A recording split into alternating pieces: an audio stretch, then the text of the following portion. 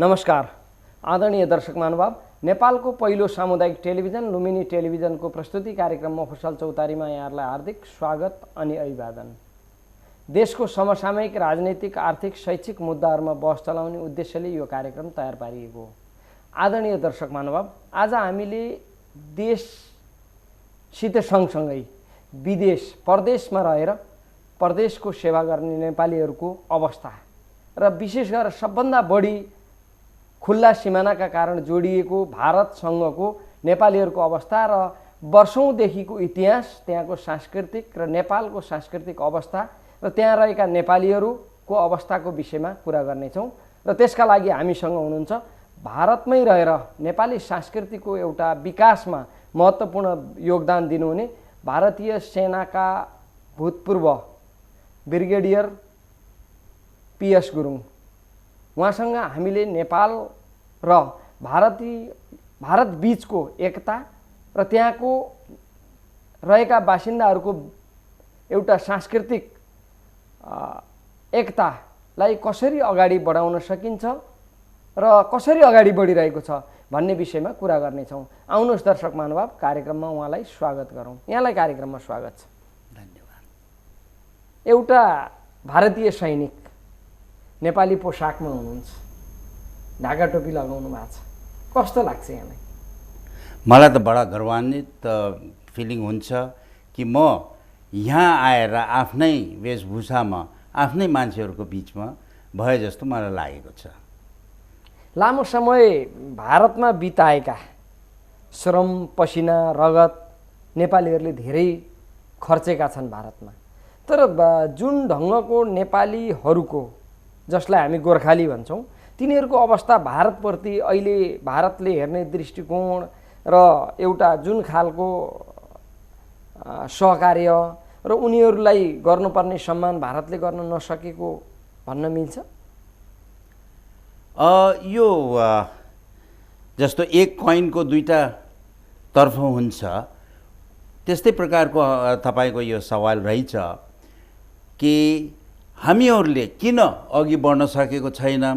प्रथम कुरा, यहाँ हाम्रो आफ्नो पनि गल्ती छ कि हामीहरूले अब हामीहरूको मेन्टालिटी भनौँ बढी जति पनि उहाँ हामीहरूको नेपाली बसोबास उहाँ छन्, उनीहरू 80% जति हाम्रो फौजी हुन्।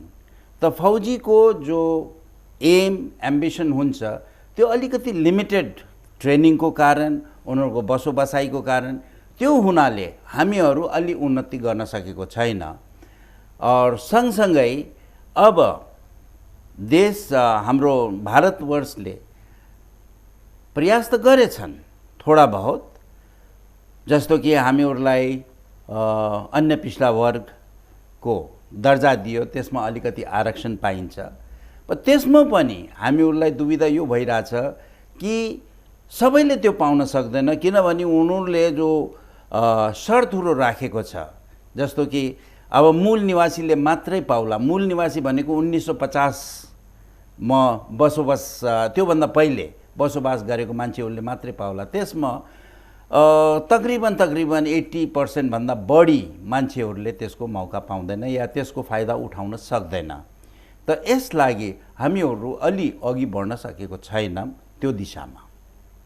यहाँ के भनिन्छ भने अलि अप्ठ्यारो ठाउँमा नेपाली फौजलाई प्रयोग गरिन्छ, जुन गोर्खा रेजिमेन्टको रूपमा छ, र ती गोर्खालीहरूलाई जो नेपाली मूलका हुन्, नेपाली हुन्, उनीहरूलाई बढी प्रयोग गरिन्छ। यहाँ त भारतीय सेनामा लामो अनुभव व्यतीत गर्नुभयो, के छ वास्तविकता? के हो वास्तविकता? यो त सब भ्रम हो या कुराकानी हो, किनभने जहाँ पनि कुनै पल्टनको पोस्टिङ आइन्छ या कुनै पल्टन जुन ठाउँमा जान पर्यो, त्यो आफ्नो टर्म्स र कति त्यो टेन्योरको बेसमा हुन्छ। त अब एक बात जरुर छ कि हाम्रो मान्छेहरू कुनै एक स्पेसिफिक लडाइँमा या स्पेसिफिक ठाउँमा अलि राम्रो, अरूभन्दा अलि राम्रो हुन सकिन्छ या छन्। जस्तो कि पहाडमा भनौँ या जङ्गल वारफेयरमा भनौँ, किनभने हामीहरूको त्यो एक त सुरुबटी नै हामीहरूको स्वभावमै छ। त त्यसले गर्दा कहिले कहिले त्यस्तो ठाउँमा हामीलाई पठाइन्छ। यसको मतलब जित्नका लागि साहसी छन्, गोर्खालीहरू साहसी छन् र उनीहरूलाई प्रयोग गर्यो भने जित्न सकिन्छ, लडाइँ जित्न सकिन्छ भन्ने मान्यता हो। त्यो जरुर छ, त्यो पनि त्यसलाई पनि ध्यान राखेर नै यिनीहरूले जो टेन्योर बेस्ड अपोइन्टमेन्ट्सहरू भनौँ या युनिटको टेन्योरहरू भनौँ त्यसलाई बनाइन्छ। त त्यसमा कहिले कहिले हुनसक्छ कि हामी लगातार हामीहरू अलि अप्ठ्यारो ठाउँमा पर्न जान्छौँ, परन्तु त्यस्तो कुनै यस्तो छैन कि गोर्खालीहरूलाई नराम्रो ठाउँमा या अलि अप्ठ्यारो ठाउँमा या अलि डेन्जरस ठाउँमा पठाउने त्यस्तो त कुनै प्रकारको चलन पनि छैन र उनीहरूले त्यस्तो सोच विचार पनि गर्दैनन्। यहाँहरूले भारतमा रहेर उहीँ जन्मिनु भयो, उहीँ हुर्किनु भयो, तर नेपाललाई अगाध माया गर्नुहुन्छ, यसको कारण के हो? यसको मूल कारण त यही हो कि हामीहरूले आफ्नो पहिचान बनाउनु पर्यो, हामीहरूले आफ्नो अस्तित्व चिन्न पर्यो। अब दुःख के लाग्छ भने कि हामीहरू वहाँ बसेर अरू जातिको बिचमा, अरू मान्छेहरूको बिचमा हामीहरूले आफ्नो संस्कृति भुलिरहेछौँ। आफ्नो भनौँ अब फेस्टिभल्सहरू भन्नुहोस्, तीज त्योहारहरू भन्नुहोस्, कसरी मनाउने के गर्ने, त्यो चाहिने जो हाम्रो संस्कृति छ त्यो विलुप्त हुँदै गइरहेछ। यहाँसम्म कि हामीहरूले हाम्रो भाषा पनि वहाँ बिग्रिसकेको छ। त त्यो हेर्दा अलि दुःख लाग्छ। त त्यसलाई या त्यसको पूर्ति गर्नको लागि अब हामीहरूले प्रयास गर्दैछौँ कि भाइ सबभन्दा ठुलो त हामीहरूको आफ्नो पहिचान हो, आफ्नो अस्तित्व हो। त्यो चाहिने हामीहरूले त्यसलाई अगाडि राख्नुपर्छ, त्यसमा विचार गर्नुपर्छ। त त्यो भइदिए मात्रै हामीहरूकोमा एकता आउन सकिन्छ भनेर हामीहरूले यसप्रति अलिकति ध्यान केन्द्रित गरेर हामीहरूले अलिकति अघि बढ्न प्रयास गर्दैछौँ। जस्तो भारतका कतिपय राज्यहरूमा नेपाली भाषीहरूको, नेपाली मूलका बासिन्दाहरूको बाहुल्यता पनि छ, तर ती प्रदेशहरूमा, ती राज्यहरूमा, ती क्षेत्रहरूमा भारतीय केन्द्र शासित सरकारको, केन्द्रीय सरकारको भूमिका कस्तो लागिरहेको छ यहाँलाई ती ठाउँहरूमा? अब 2-3 यस्तो स्टेट छ जहाँ हाम्रो मूल अब हामीहरूले त आफूलाई गोर्खाली भन्छौँ, किनभने नेपाली भन्यो भने त भन्छ तपाईँ नेपालीको हो, नेपाली मूलको हो, नेपालमा जानुहोस् भन्छन्। त त्यो छुट्याउनको लागि जति पनि भारतवर्षमा हामीहरू बसोबास छ हामीले आफूलाई गोर्खाली भन्छौँ। त त्यो गोर्खाली मूलतः जहाँ बढी मात्रामा बसेको छन्, बसोबास भएको छन्, त्यो दार्जिलिङ हो। अर्को स्टेट सिक्किम हो। सिक्किमको त कुरा नगरौँ किनभने उनी त भिन्नै स्टेट हो। अनि हिमाचल प्रदेश र उत्तराखण्ड जहाँ मूलतः हाम्रो बढी मात्रामा नेपालीहरू बसोबास छन्, हामीहरू गोर्खालीहरू छौँ। त त्यो स्टेटमा दार्जिलिङमा किनभने अब बढी सङ्ख्यामा हुनाले आफ्नो एमपी, एमएलए, सांसद र विधायकहरू छन्, वहाँ कुनै प्रब्लम छैन। उनीहरूले बेला बेलामा जुन उद्देश्यका साथ यहाँहरूले निर्वाचित गरेर पठाउनुहुन्छ नि, त्यो भूमिका निर्वाह गर्न नसकेको भनेर आलोचना पनि हुन्छ नि बेला बेलामा, जो विधायकहरूलाई यहाँहरूले पठाउनुहुन्छ। अब दार्जिलिङ भनौँ या आसाम भनौँ, उताको त पोलिटिकल सिचुएसनमा अलि त्यसलाई त एनालाइज गर्न सक्दैन किनभने मेरो उता धेरै अनुभव त छैन। बढी जस्तो अब हाम्रो ध्यान केन्द्रित रहन्छ उत्तराखण्ड र हिमाचल प्रदेशमा। यहाँ पनि हामी गोर्खालीहरू हालाकि बहुत बढी मात्रामा छौँ, तपनि हामीहरू पोलिटिकली बहुतै पिछडेको छौँ। हामीहरूको कुनै पनि न सांसद छ, न विधायक छ। यहाँसम्म भनौँ कि आइएएस, आइपिएस, आइसिएसमा पनि हामीहरूको कुनै मान्छेहरू, नुमाइन्दाहरू छैनन्। त्यसले गर्दा अब हामीहरूले उहाँ दुःख पाइरहेछ। हामीहरूलाई अलिकति उहाँबाट सरकारबाट पनि सहयोग पाउँदैन। सरकारले हामीहरूलाई एज अ भोट ब्याङ्क इस्तेमाल जरुर गरिरहेछन्, परन्तु हामीहरूलाई दिल्ली मद्दत उति दिन सकेको छैन। त्यहाँ रहँदाको सबभन्दा ठुलो समस्या के हो यहाँहरूलाई? कहाँको भन्नुभयो? जहाँ रहनुहुन्छ नेपालीहरू, यहाँहरू अब गोर्खालीको रूपमा रहनुहुन्छ, त्यहाँ रहँदाखेरिको भोग्नु परेको समस्या के हो? अब खास गरेर म उत्तराखण्डको म यसलाई भन्छु कि म वहाँ बढी समयसम्म म उत्तराखण्डमा बसेँ। वहाँ अब भनौँ कि वहीँको बासिन्दाहरू गढवाली, कुमाउनी, जौनसारी यिनीहरू छन्। अब उनीहरूले चाहन्न कि हामीहरूलाई अलि अघि बढ्नको मौका पाओस्, किनभने यो त आम कुरा हुन्छ कि भाइ कुनै पनि आफ्नो मान्छेहरूले अरूहरूलाई अघि बढ्न दिन्न। यहाँसम्म कि हामी गोर्खाली मात्रै होइन, वहाँ जो प्लेन्सहरूबाट आएछन्, जस्तो अरू स्टेटहरूबाट, जस्तो भनौँ हरियाणा, उत्तर प्रदेश, पन्जाबबाट पनि बढी आएछ उधमसिंह नगरतिर। त उहाँहरूलाई पनि उनीहरूले अलि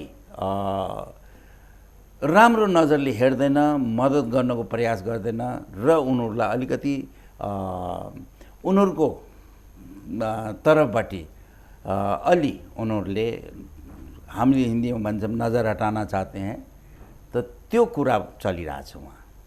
पछिल्लो समय यहाँले अवकाश प्राप्त जीवन बिताइरहनु भएको छ र यो जीवनमा यहाँले हामीले देख्यौँ एउटा सांस्कृतिक अभियान अगाडि बढाउनु भएको छ, नेपाली संस्कृतिको, लोक संस्कृतिको जगेर्नाका लागि भनेर।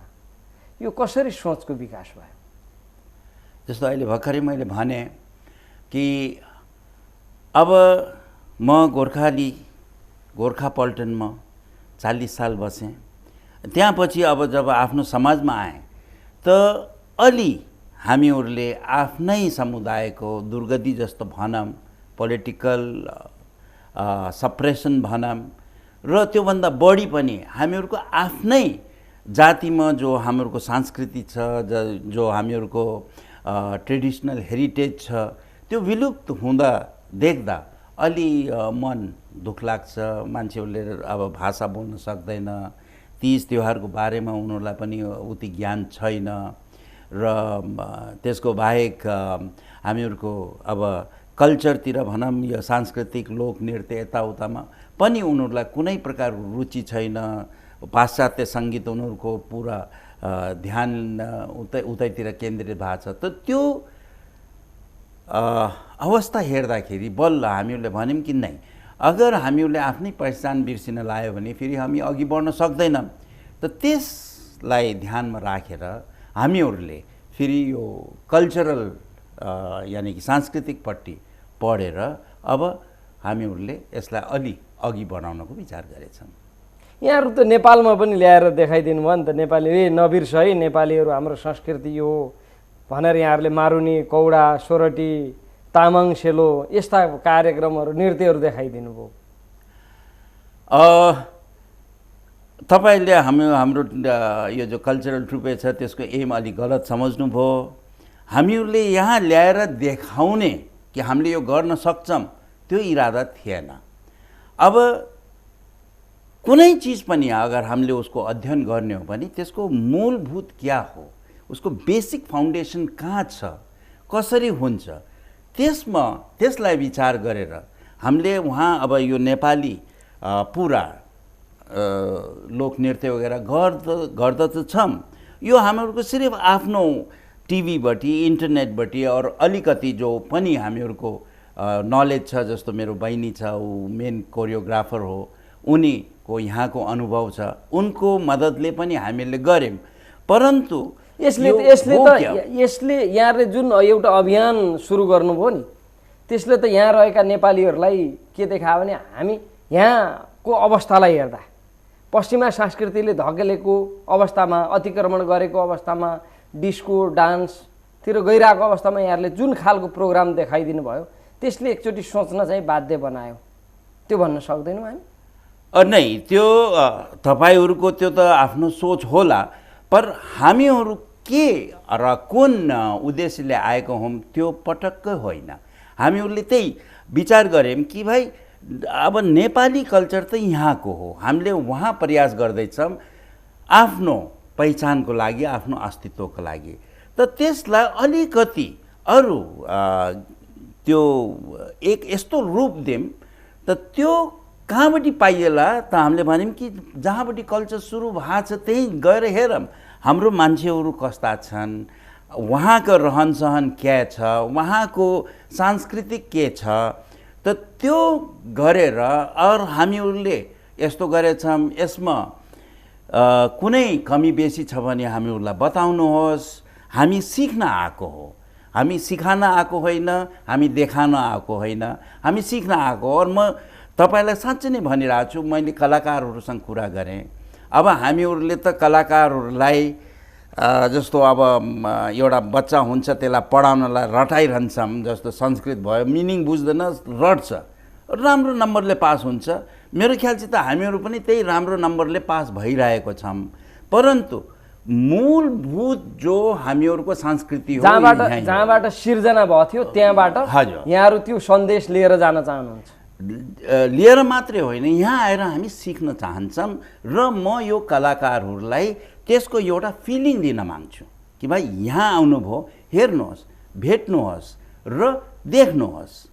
चाहे तिमीले जो कुछ पनि गरौँ यहाँको हो र यहाँको मान्छेहरूलाई तिमीले राम्रो गरेर बुझ्न सक्यो, यहाँको कल्चरलाई, यहाँको संस्कृतिलाई राम्रो गरेर बुझ्न सक्यो भने तब फेरि तिम्रो दिलको भित्रीबाट बल्ल यो कला आउला त तिमीहरूले सिक्न सक्ला भन्ने हाम्रो त्यो एउटा सानो जुन कला प्रस्तुत गर्नुभयो नि यहाँहरूले, हजुर, त्यसमा के सुझाव पाउनुभयो दर्शक महानुभावहरूबाट? कहीँ यहाँहरूले देखाएकोमा भावमा कुनै अन्तर देखिएन?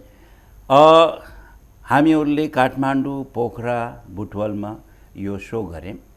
सबै जग्गाबाट हामीले तारिफ पायौँ। तारिफ, म पनि कलाकार हो, मैले पनि अलिकति यसमा अलि रुचि राख्छु र मलाई थाहा छ कि यसको इतिहास क्या थियो। हामीले यहाँ आएर आफ्नै देशमा आफ्नो कल्चरलाई देखाउने, मतलब कि हामीले सुरजलाई एउटा बत्ती देखाए जस्तो हुन्छ। त कुछ नै तर नेपाली अवस्था हामीले यहाँ बसेर हेर्दा त नेपालीहरूले त्यो कल्चरल प्रोग्रामहरू, हाम्रो संस्कार संस्कृतिलाई बिर्सेको अवस्थामा यहाँहरूले झस्काइदिनु भयो। हामीले त यो विश्लेषण गरिरहेछौँ। त्यसको त्यो सुन्दा त मलाई बडा खुसी लाग्छ कि कमसे कम हामीहरूले यतातिर पनि यो हामीहरूको इरादा थिएन तो पनि अगर यो एम हामीहरूले एम प्लस पायौँ त राम्रो हो। परन्तु हाम्रो के थियो भने आउनुभन्दा पहिले हाम्रो कोरियोग्राफर वगैरहले भन्यो कि अरू केही नै त हामीहरूको टाइमिङ, हामीहरूको सिङ्क्रोनाइजेसन, हामीहरूको ड्रेस, यो सब 100% ठिक हुनुपर्छ। यहाँ कसैले टोकाइ नल्याओस् ताकि हामीहरू 100% प्रिपेयर भएर आएको हौँ। त्यसमा यहाँ कुनै कमी मान्छेहरूले पाएन, सबले तारिफ गरे। कमी कहाँ पाए भने जो हामीहरू, किनभने हामी यहाँ सिक्न आएको हौँ, जसले तारिफ गर्छ ठिक छ, हामीले बुझ्छ कि उहाँलाई पनि उति नलेज सायद नहोला। पर जहाँ जहाँ नलेज हुन्छ, खास गरेर हामीहरू जब पोखरामा गयौँ वहाँ हामीले बहुत राम्रो राम्रो सजेसनहरू पायौँ। जस्तो कि अब सरोटी अब उसको बहुत रूप हुन्छ, विभिन्न रूप हुन्छ। अब हामीले ठाउँ अनुसारको फरक पनि छ, सरोटी ठाउँ अनुसारको फरक छ। उसी प्रकार वहाँ कौडा अनि गुरुङ नृत्यमा पनि हामीहरूले बहुत सजेसन पायो र कसरी गर्ने, कसरी सिक्ने, कसरी अलि त्यो कल्चरको भित्र या त्यो डान्सको भित्र पस्ने उहाँहरूले सजेसन दिनुभयो, उहाँहरूले कन्ट्याक्ट नम्बर दिनुभयो, उहाँहरूले हामीलाई निम्त्याउनु भयो कि आउनुहोस् हामी एउटा गुरुङको गाउँमा गएर हामीहरूले तपाईँहरूलाई देखाउँला कि कसरी भइन्छ। त अहिले जो हामीहरूको जति पनि डान्सहरू छ भनौँ यो अलिकति प्रोफेसनल त नै, यो अलिकति हामीहरूले सोको जस्तो गरिरहेछौँ। पर अगर त्यो भित्री कुरा हामीले सिक्न छ भने वहाँ गएर हामीहरूले त्यसको मूल क्या हो त्यो सिक्न पर्छ। तबै अलिकति अरू राम्रो होला भन्ने उहाँहरूले सुझाव दिएछ। त्यो हामीलाई बडा राम्रो लाग्यो। यसको मतलब अब उहाँ गइसकेपछि यहाँहरूले त्यसलाई परिमार्जित गर्दै गोर्खालीहरूका बिचमा लैजानुहुन्छ। हजुर, किनभने अब उहाँ हामीहरूको रजिस्टर्ड संस्था हो। गढवाली छ, कुमाउनी छ, उत्तराखण्डको कुरा गरेको जन्सारी छ, उनीहरूको पनि यो जो लोक नृत्यहरू बहुत उहाँ उनीहरूको क्या भन्छ यो सङ्गीतको युनिभर्सिटी छ, भातखण्डे युनिभर्सिटी, उहाँ उनीहरूले राम्रो राम्रो उनीहरूलाई कल्चरल आफ्नो जातिको सिकान्छ। त अब उहाँ गएर हामी सिक्न सक्दैनौँ, उहाँ त उनीहरूको आफ्नो हो। त हाम्रो यही विचार छ कि अब यहाँ आएर सिकेर फेरि उहाँ आफ्नो जो विदेशमा हामी उत्तराखण्डमा बसोबास जति पनि गोर्खालीहरू छ उनीहरूलाई बतलाउने हो कि भाइ यो हामीहरूले देखाएर आयौँ, सबले उहाँ तारिफ गर्यो, परन्तु यस्तो यस्तो हुनपर्ने हो। हाम्रो जो मूल एम क्या छ हाम्रो सांस्कृतिक कला केन्द्रको कि हामीहरूले बच्चाहरूलाई कुनै प्रोफेसनल लिएको छैन, हामीहरूले पे गर्दैन उहाँहरूलाई, हामीहरूले बच्चाहरूलाई लिन्छौँ, कुनै बन्दिस छैन। आओ हामीले जति सिक्न माग्छ हामीले सिकान्छौँ, जब जसले छोड्न माग्छ हामीले भन्यो छोडेर जाऊ, परन्तु जहाँसुकै तपाईँहरू जानुहुन्छ उहाँ यो सुरु गर। अब जति पनि विद्यार्थी तपाईँहरूले हासिल गर्नुभएको छ त्यसलाई बाँटौँ, तब बल्ल हामीहरूको संस्कृतिको जागृति होला। और म हजुरलाई यकिनन यो भन्न सक्छु कि पिछलो हामीहरू 2006मा हामीले यो स्थापना गरेको, 2008मा हामीहरूले यसलाई रजिस्टर गरायौँ, तबबाट हामी लगातार यस प्रयासमा छौँ र यो 7-8 सालको अवधिभित्र उत्तराखण्डमै भनौँ, देहरादुनमा मात्रै होइन उसको वरिपरि अरू जति पनि हामीहरूको अरू गाउँघरहरू छ वहाँबाट हामीहरूलाई जो रिस्पोन्स पाइरहेछ, वहाँबाट जो कलाकारहरू आइरहेछन् र यो प्रयास गर्दैछन् त्यो साह्रै नै सराहनीय छ र त्यसले हामीलाई बडा खुसी लाग्छ कि हामीहरूको जो प्रयास थियो त्यो अघि बढिरहेछ। र त्यसैको एक स्टेप अगाडि हो कि अब हामी नेपालबाट पनि आएर सिकेर भन्न सकिन्छ कि भाइ अथेन्टिक या एकदम साँच्चैमा यस्तो हुनुपर्ने, यस प्रकारले यसलाई गरौँ भन्ने त्यो हाम्रो संस्थाको अघिको सोच छ। र मलाई उम्मिद छ कि हामीहरूको यो जो प्रयास छ यसलाई अरू मान्छेहरूले पनि अलिकति साथ सहयोग देला र हामी अलि यतातिर अघि बढ्न सकौँला। हस्, हामीलाई समय दिनुभयो, यहाँलाई धन्यवाद। धन्यवाद, थ्याङ्क यू। दर्शक महानुभाव, उहाँ हुनुहुन्थ्यो भारतीय सेनाबाट अवकाश प्राप्त ब्रिगेडियर PS गुरुङ। उहाँसँग हामीले नेपाली संस्कृति, भारतमा रहेका नेपालीहरूको अवस्था र दुई देशका बासिन्दाहरू बिचको एउटा सांस्कृतिक एकतालाई अगाडि बढाउने सन्दर्भमा उहाँहरूको भूमिकाका विषयमा कुरा गऱ्यौँ। हवस् त, सम्पूर्ण युनिटका साथमा मलाई पनि बिदा दिनुहोस्। नमस्कार।